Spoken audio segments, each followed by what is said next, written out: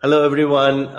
Thank you for waiting. Sorry, there were some technical issues. We have Amit here. He heads up Reliance Games, and he's going to be walking you through about how to successfully publish games. And he knows what he's doing. Reliance Games have been pioneers in publishing great IP games, and now they are leaders in the kids gaming space. And here, I mean, please go ahead and take this forward. In the meantime, I'll figure out the screen share issue. Okay. Hey, thank you, everybody. Good to connect. You would think that, being between Sridhar and I, being in the technical space, we should be able to figure out how to share a presentation. But not seem the case here. I can't, it's grayed out at my end, so I can't share. So Sridhar's going to help me share slides, but I want to keep more of a discussion today, more on the high level aspect of where the industry is, where we're going, and what does it take for us, for any of us as a developer or a publisher to be successful in the markets, both in India and the global markets. I should have mentioned that we've been more focused on the global markets for about 10 years. We've had a significant amount of success globally with our games, and in the last few years, we've focused in Indian market, Indian ecosystem, and we've actually launched kid-specific content, specifically the runners and the casual games. Thanks, Sridhar, for getting the slides up. We really focused on getting the content, and we've actually gotten fairly decent success of what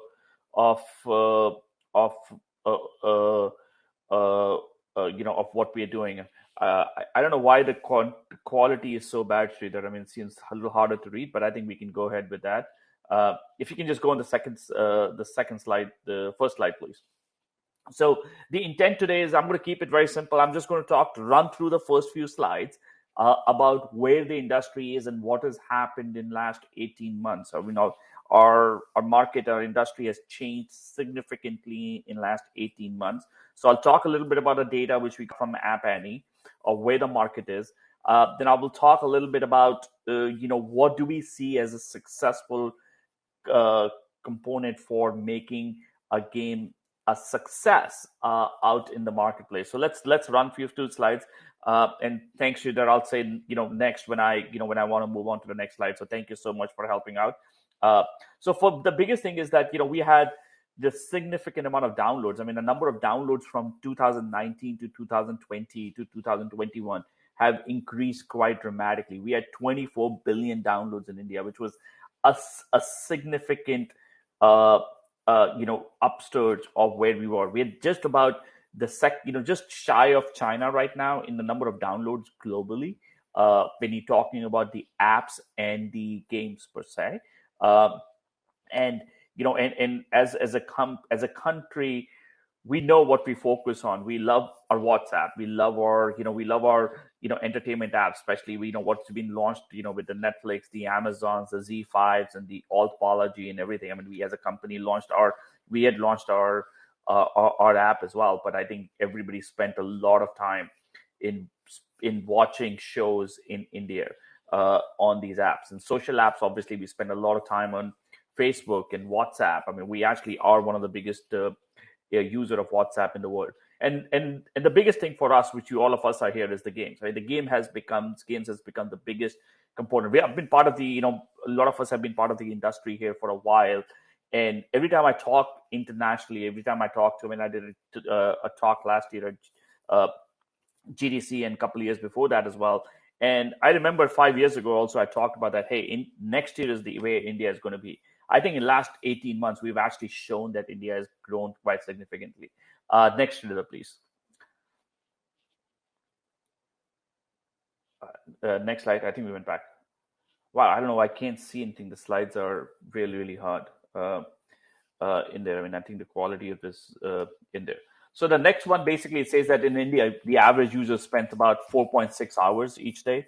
So we are spending 4.5 hours on Android phones. We obviously are an Android country. And average time basically grew 40%. In 2019, we were spending about 3.3 hours. And then in pandemic, that thing number grew to 4.6, and actually it's still growing in 2021. So so the time spent on these devices between the three segments, which I said, the social, the entertainment, and the games, has increased 40%. So we are spending a lot more time on our devices per se. Next, please. So if you look at the number of total hours spent in apps and games, it was 651 billion. That's the number what we spent last year on these devices in there. So next, please. So going into this specifically for games, if we talk about the industry per se, we have had a significant amount of growth from 18 to 19 to 20 and then now 21. So if you look at just the first half of 21, which we had, 1 out of 5 games in India were downloaded, were in the global were downloaded in India. We had 4.8 billions. I think, I was just talking to these guys and we just crossed about 7 billion downloads. This is not an official number, but unofficially, that's what I'm hearing right now. But we're going to touch about 9.5 billion downloads this year, which is huge from where we were a few years ago as a country. The biggest takeaway is that India is the biggest and the largest mobile game market from a number of downloads in India. Next, please. So when you look at the slide, I actually, that's a lot of content in there. I really want you guys to actually look at it. I mean, I'm sure you've heard about Ludo King. Everybody has played it.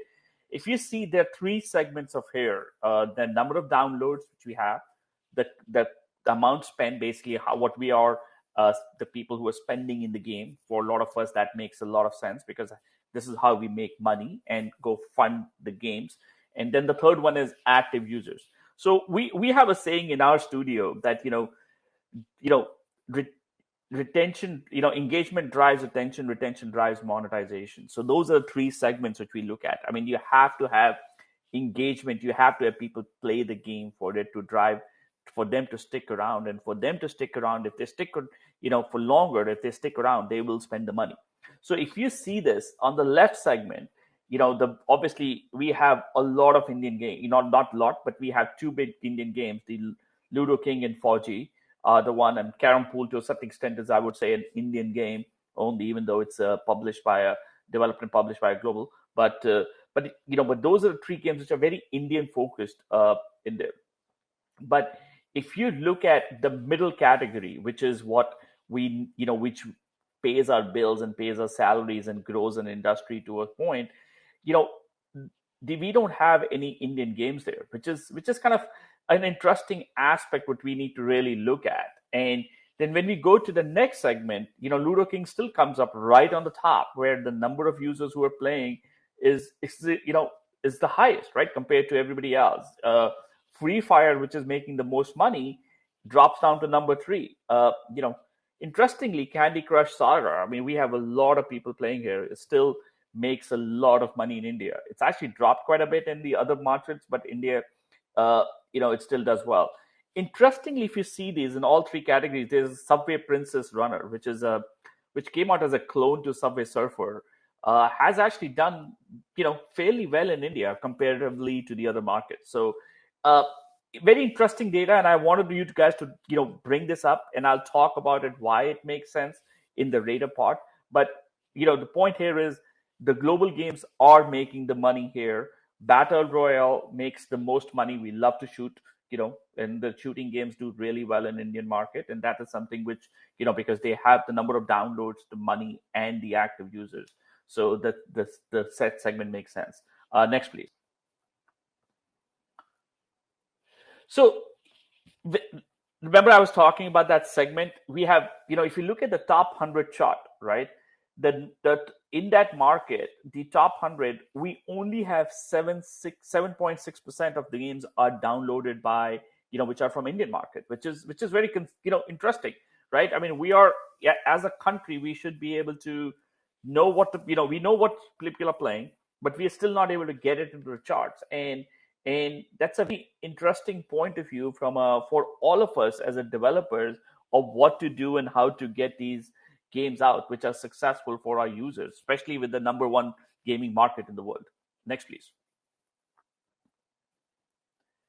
So if you look at what we have done as a interesting, and I'll come back to the last number of what that entails for us, why as a as some of our developers, why we're struggling to be able to get into the top charts, not only in India but global markets, because they're very rarely you'll see a game from an Indian publisher in the top hundreds in the US or any global markets. We were actually one of the very few players which have done it. I mean, I think there's some games which the SpongeBob, which has been done by the New Parks guys, they have hit that number.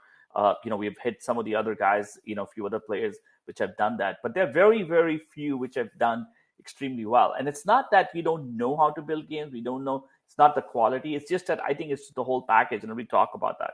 But a little bit just about us as a company, just to be able to say why we, some of the stuff which I'm going to talk about in the, why we believe which have gotten to our success, and what does it take to actually publish on the global market, is that we are one of the we are one of the few which have reached the top of the charts. We have actually developed one of the few of the big games in the global markets. We are on track to hit about 600 million downloads this year. That's what we're kind of shooting for. And we've been in the market for a long time. We started with Java. It was actually one of the old companies which was started at at one of the when the Reliance communication or Reliance cell phone business was there. It was actually started to continue to support them as a Java games. Then we transitioned to free to play in about 2000, 2010, 2011.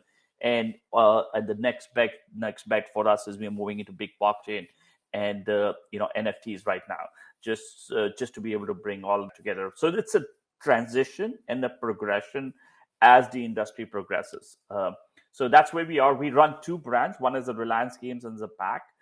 Just Reliance Games is more of a global mid-core action arcade and brand focused towards the global markets, and the Zapak is more arcade and casual games focused towards India and the global market. So two differentiations from a branding perspective, which we go after. Next, please.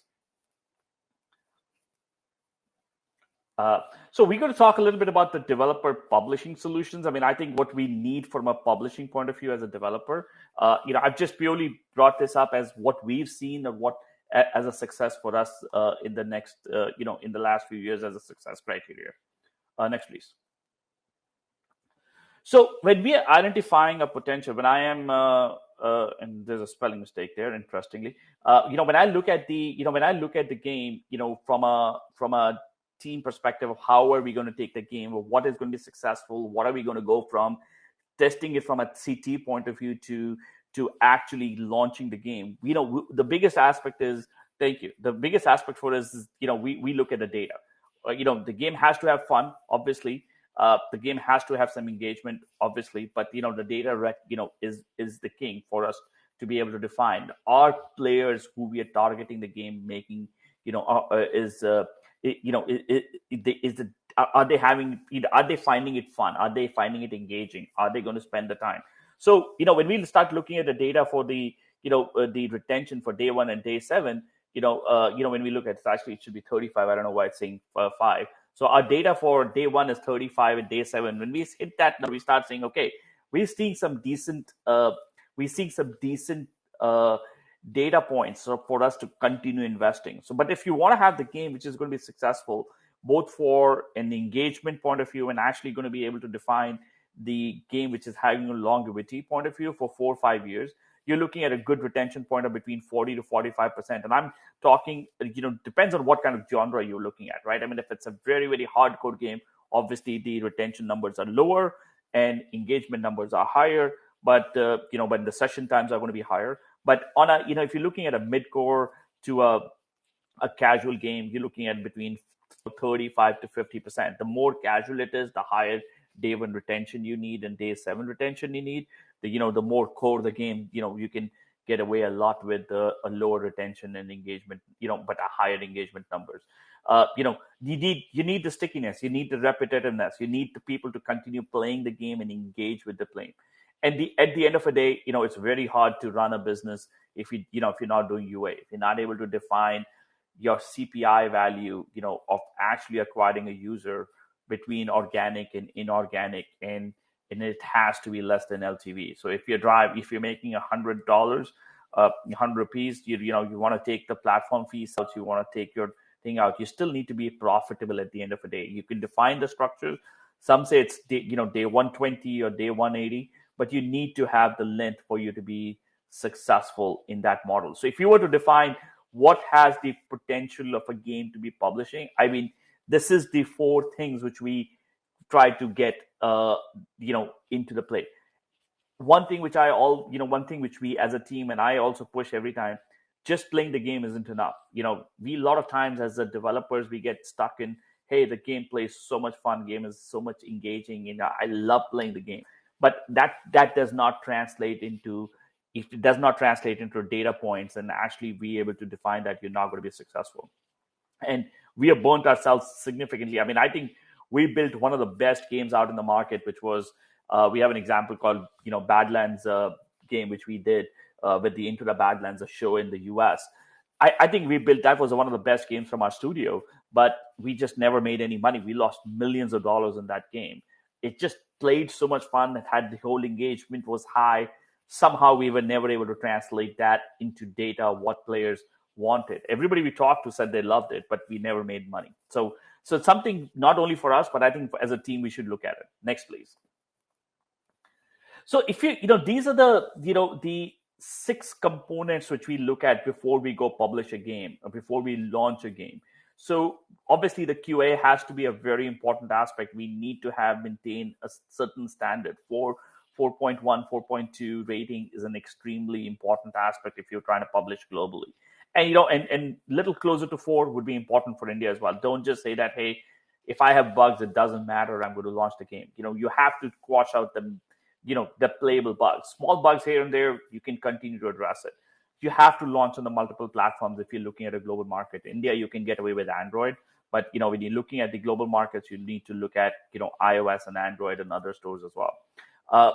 You need to have a tool which enables you to be able to tweak from the back end. So player management tool, some platform or some tool or some ability to make the tweaks to your gameplay, your values, your engagement numbers, your in-apps. Having that value at the back end is a very important aspect, because you can tweak the player experience from back end without having to keep updating the build. And you can actually do a lot of A/B testing just because of that. And if you're not A/B testing your everything which you're doing in the game, how the game plays and how the game monetizes, you're not doing enough in the game. I mean, you should be testing, A/B testing every value at least 4, 5, 6 times. And it's not that you've done it one and you optimize it, the player behavior changes, and I'll talk a little bit about that later as well.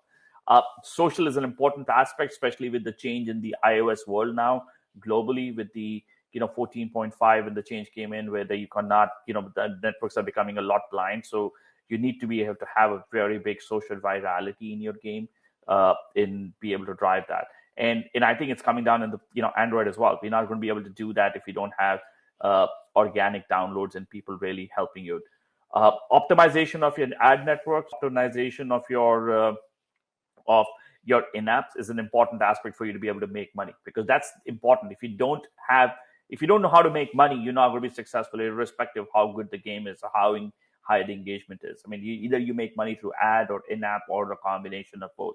And I think the market is moving with a combination, at least even in India, it's a combination of both than just the ad networks or just the in-apps. Obviously, I think the app store market relationships are going to become a little more valuable again. I don't know.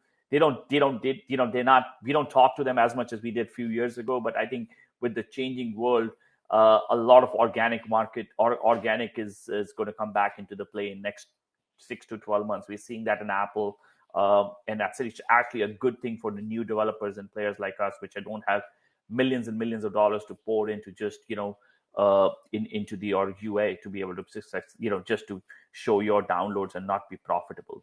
Next, please. So if we look at it, I mean, this is the roadmap which we look at, and I'm more than happy to share it with you guys. I mean, I think we look at this as a structure of how we go launch the game.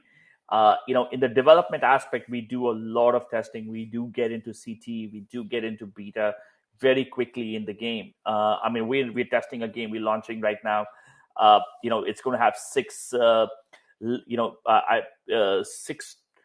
It has a PVE as well as PvP and the stuff. We've actually launched with just one chapter with it in the PVE and start seeing some data points, because we wanted to hypothetically get not hypothetically define what the designers are doing, but we also wanted to get the user data very early. So we actually pre-launch. We are actually launching some of our games in the development stage and addressing the design play, the gameplay, the UI, the progression.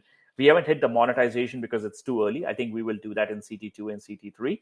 But test your game early. Get it out in the development stage only. Then we start, when we get to the pre-launch, which is what we call CT2 and CT3, we start balancing the games and start doing some, country testing. I mean, the first one was beta, just to get player engagement data. So I'm not just relying on our internal 20, 25 people team playing the game and just saying, wow, I love it and it plays well. But we're trying to get at least 10, 15,000 users to give us that data points for us to be able to do that. We start getting feedback on, from the, some of the app stores or some of the other players on the market, just to be able to say, okay, where we are. We do user testing a little bit to be able to test it out. Again, it just doesn't have to be a lot of, you don't have to spend a lot of money. Just engage your users. It's not that, you get the data from the users to be able to, validate what you've done in the design side. Launch is a very big aspect of it now. You have to have a full marketing plan of how to get the users, both organic and inorganic. I mean, you have to have a UA campaigns defined. You have to have a social media, and stuff like that. The PR is not as important as it used to be, but we still do it just to get some more visibility out. But the big thing which we rely on is cross promo between one game and the other. We need to be able to get the users in quickly in there. And the last, and I believe in all of this, the first and the fourth are the most important aspect. The post-launch. We've been running games which have been live for 9 years now. And if you're not confident of being able to run the game for that long, I think it's going to be harder to be able to be successful and financially viable as a company, because you just can't rely on the hits. You need to, if you got a hit, you want to be able to continue doing that. If you look at what some of the biggest successful studios are doing, all of them are running a live game, which is 5, 6, 7 years now. And the game becomes bigger and bigger as it gets to the next stage. So this is a component which we look at from a development and publishing point of view as well. More than happy to share it with you guys if you guys need to, leverage some of that thought process which we've gone through. Next, please. So similar stuff. I mean, the aspect which we understand, as a developer, or you should look at as a developer from publishing point of view, is game level design and level is an important aspect. Keep your costs down, in your early stages. Don't just go spend, so much money that's hard to be able to say that, wow, I'm all in, I can't do anything. Learn quickly and and fail quickly in your early stages. QA your game. I mean, I think a lot of biggest things which when we talk to a lot of developers and a lot of smaller guys who want to publish a game, we find it hard because they basically don't spend enough time on QA. I mean, we hold our engineers and developers and our teams as responsible for QA as much as our QA team. Our QA team is, I think, one of the biggest in industry and our focus on QA is extremely important, and I think that's what differentiating us as a developer, and I think that's what all of us as a developer, we should leverage that. Data is an important aspect. Have a business intelligence. Leverage that. Firebase is free. There are a lot of free platforms that you can use to start off with if you want to start your own. But have the data and and invest in a data science team who can understand the data for you of what's happening within the game. Just don't look at only from a design perspective, but look at from a user perspective as well. I talked about a player management, game data, ability to be able to change stuff on a fly, A/B test your data from a backend is an important aspect for your in there. And then and the last one is CT, test it, and then be transparent to your teams of what's happened in there. Next, please. So this is the last thing is that what we really look at is the all users behave differently, and we try to understand where the users are coming from and what they are going to do. So if they are, if there's certain users which are going to monetize with the ads, and certain users are going to monetize with the in-apps. So if you're targeting a game in that category, what to show, when, and where, and leveraging the AI aspect of the game within having to put some level of machine learning to be able to understand who the user is, where they are, and what are they engaging with, and focus on that would really, really help in trying to behave. It's not as difficult as we think it is. It's just defining some parameters and letting the system learn over the time and respond to it. We have a lot of things within the game which gets triggered based on the consumer point of view. Next, please. So if you were to look at it, this is how you're going to maximize your revenue from a point of view. Between the organic and the viral and the ad networks. I mean, it could be Facebook or whatever ad network you guys are using, but the internal cross promos. You need to be able to maximize your LTV and for you to make money. If you don't have your segmentation, if you don't understand your user life cycle, you're not going to be successful in making money. And then, Sridhar and I were talking about it. So if, to a certain extent, at the end of the day, it becomes a portfolio management. You can start growing, if you have one title which does well, but if you have three titles which does, okay, which is what happens at the starting point. That gives you the similar thing in trying to get the biggest hit. Don't try to hit a six. Starting off or publishing few games as 2 and 3 runs are as or more important than trying to hit a six in the market. And I think all of us go through that because we believe that we can hit a six, and we should shoot for the stars, absolutely. But 2 or 3 runs, or a double and a 3 and maybe a 4 sometimes is a good thing for you to be able to get to a big number from a success point of view. Next, please. We looked at the data for why Indian market, we only have 7% of the users which are in game players which are from India. I mean, I think the biggest aspect is people are looking for high quality games. They're looking for titles which have some great ideas, original ideas, and and executed well, and have the quality of the content.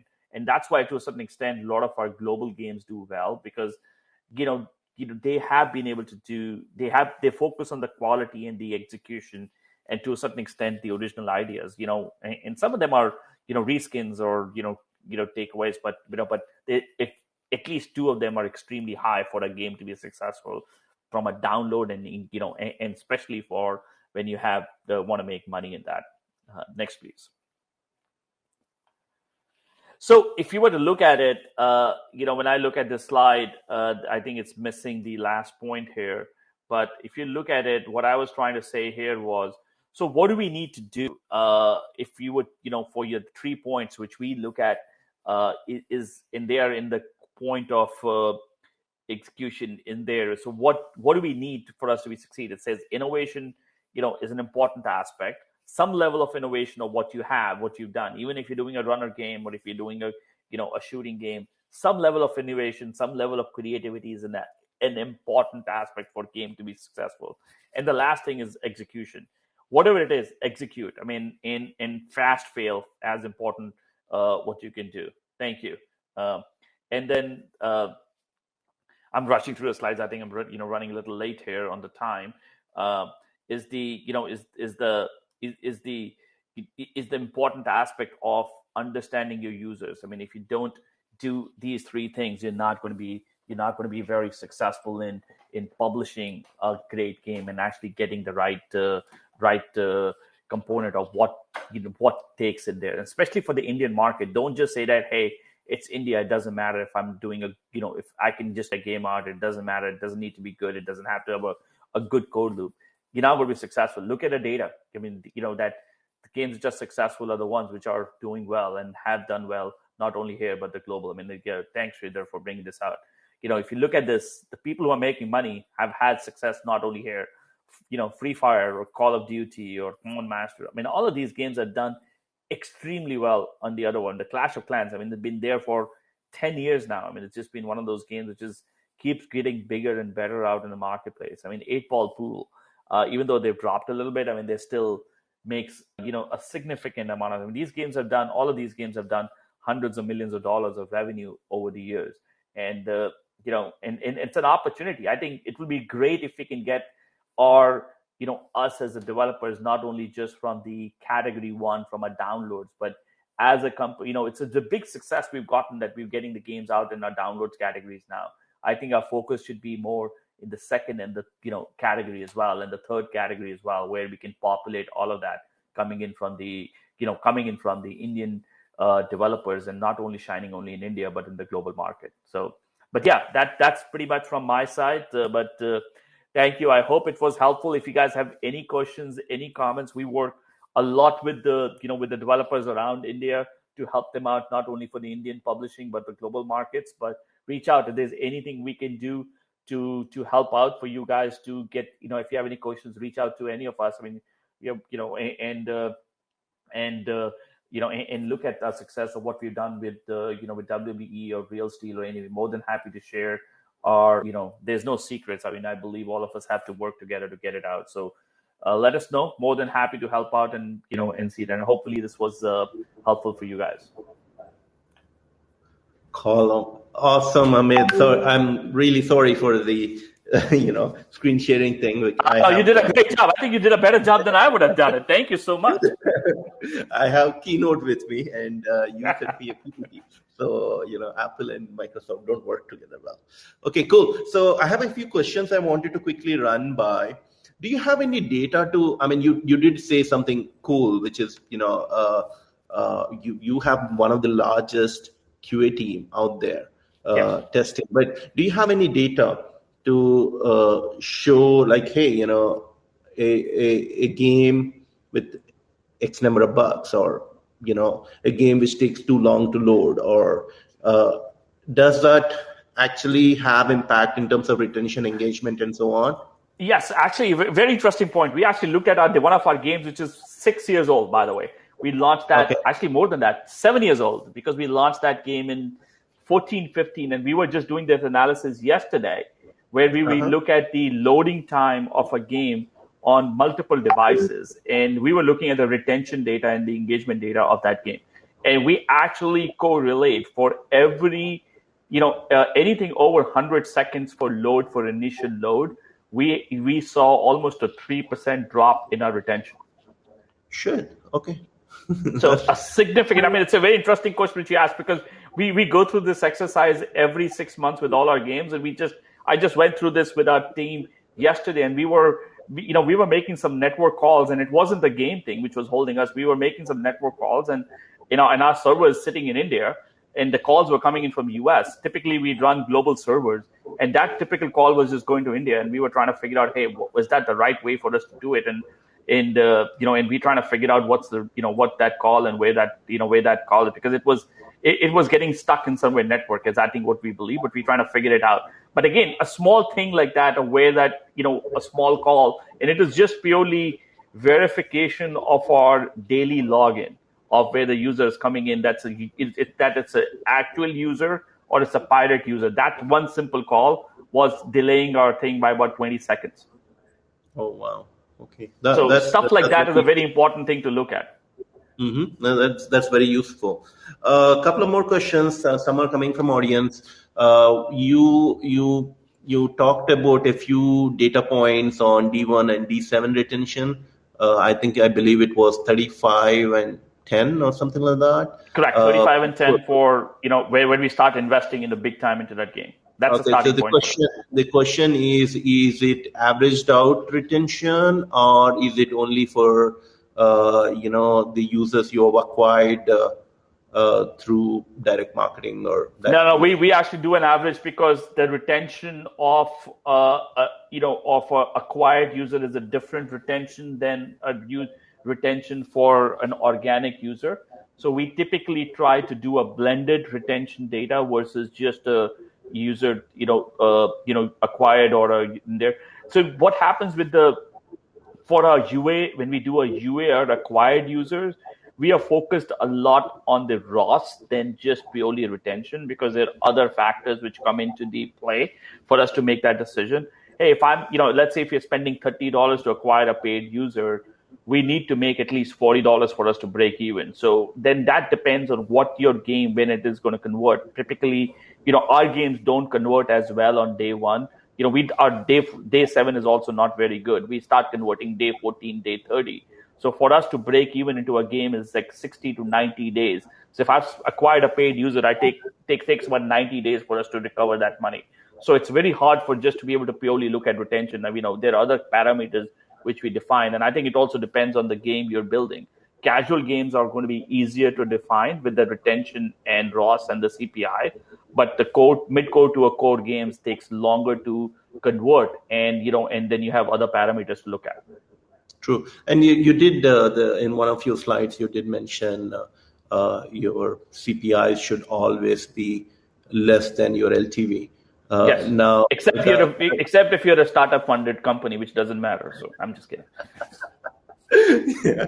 Well, I mean, but did you mean, again, averaged out eCPI kind of thing, or is it, when you're actually spending money, are you basically saying at a unit economics level, your CPI should be lesser than LTV? Yeah, on the longer term basis, I think depends on the game, right? If I work on a lot of IP based games, I'll give an example. So I'll give an example for WWE. Okay, I get a lot of because of the IP and because of what we do as marketing beyond just UA based CPIs, we do influencer level marketing, we do a brand level marketing. So we get a lot of users with that. We sometimes look at that as a blended CPI because at the end of the day, the game has to be profitable as a P&L at the end of the day. But obviously, you don't want to spend. I also have a game which is purely run on UA. I mean, if we don't do UA, we won't get any users at all. In that game, we look at purely on the UA being profitable for us. We are very, very strict. If our ROS has to meet by 45 days, we run each and every campaign which is monitored on a daily basis to make sure that we are profitable on a 45-day. But game which drives a lot of organics, and then we have a different parameter. So you have to look at it based on what the game is and what the parameters are. But at the end of the day, look at the game which is profitable. You can't be running purely a game that I get 1 user paid and 10 user organic, but then, that 11 users is not profitable at the end of it, even to recover your UA, then obviously there's something wrong there. Okay, that totally makes sense. Couple of more questions. How important is, you did talk a lot about quality of games, focusing on, if you're going to compete globally, you might as well compete at that quality, right? We do have a fair advantage being in India and so many downloads being there. So how important is localizing your games? Do you have any data around that? We have tried localizing our games in Hindi and Marathi, and I think it was Telugu. I think it was 3 languages which we did. We did not see enough conversion points for us to be able to continue doing that. What we have seen, what worked in the games is more visual onboarding and teaching the game how to do better visually than trying to translate the game into local languages. So what I mean is, if we are doing our onboarding, we try to do our onboarding or for TUI or teaching how to play the game a lot more visually than text-based. That has a more of an effect than trying to localize the game in India. But if you look at the global markets, absolutely, localization is an important aspect. If you're going to succeed in, Europe, I mean, EFIG is an important component. If you want to succeed in Brazil, Portuguese is an important. I mean, we started to, obviously you can't launch a game in China without supporting the languages. So yes, I mean, if I look at the global markets, I mean, we support 14, 15 languages, not only localization aspect, but we also do regionalization. So there are certain we get into a little bit of characters, what we look at, what we show, even as NPCs. We will not show a certain NPCs in the Middle East, which we will in the other markets. So localization and regionalization for global markets is important, but for India, more visualization than localization works better. Fair enough. Fair enough. So a couple of questions around publishing. By the way, do you guys publish other people games or everything in house? We do publish games from others, not too many. But we do help a lot of people in publishing their games. It's not that we will just put everything on. We come back and help them. Even if we don't publish it, we will help them figure out what to do to get that game out, and we might just connect it with the right. But we do publish. We worked with few publishers in the market. So there are questions from a couple of aspiring game developers who want to know. I'm building my own first game, casual game. Should I approach a publisher or should I publish it myself? Publish it yourself for testing markets, absolutely. And the good thing about Indian or anything in mobile game is you can have 10 different games and 10 different SKUs out in the market to test it out. Learn, you will learn a lot more by getting data yourself, just purely from a published point of view. But when you're ready to go out in the market, our recommendation is get first game out with a publisher who's done this few times. Your learning curve would be much faster, much quicker than trying to stumble and learn everything all by yourself. It's a less costly, and a lot of times, especially indie developers come in and say, hey, I'm not going to give you that money to publish. But they don't look, if you look at the total cost of developing and publishing and learning, that money, whatever they're helping you is far less than what you would do, you will spend by doing it, by trying to do it all by yourself. Cool. That's about it in terms of all the time we got. Amit, thank you very much for your time today. That was an excellent presentation. And if you have any final thoughts, you can go ahead. No, thank you. I mean, this was great. I mean, I'd love to do these sessions, and I wish we were back in Hyderabad and doing this, hopefully next year. And, I'm looking forward to doing this. I mean, this is, it's the IGDC is so much fun. I've seen it grow from a smallest of things, and it's just it's so great to have so many people actually being interested in games, playing, and not only playing but developing. I mean, it's such a great thing. I mean, it's so exciting. And thank you for hosting us and doing such a great job. And one last thing is, if anybody you have my email, drop a note. If you have any questions, just send us. It's amit.kanduja@relianceada.com. It was on the slides as well, but you can reach out at any time. My Skype is Amit Kanduja. Drop a message. We'll love to help out and see anything we can do to for any to be successful. We would love to see hundreds of studios doing well in the market, and it'll be great to see that chart which I talk about. I mean, that's how we have it in school, in our office. I hope everybody downloads and puts it in their in their rooms, offices, desktops, wherever we are. Let's get that there. Let's get all of us in that middle chart only. Okay. Awesome. That's great. Amit, can you go ahead and click on go backstage? Yes, and for audience, if you want to give us feedback on this session, go to handouts. There is a link to a feedback form. Please go ahead and give us some feedback on how we can improve the sessions. And go check out some of the other amazing panels which are going on right now. And looking forward to seeing you again soon. Okay. Thank you so much for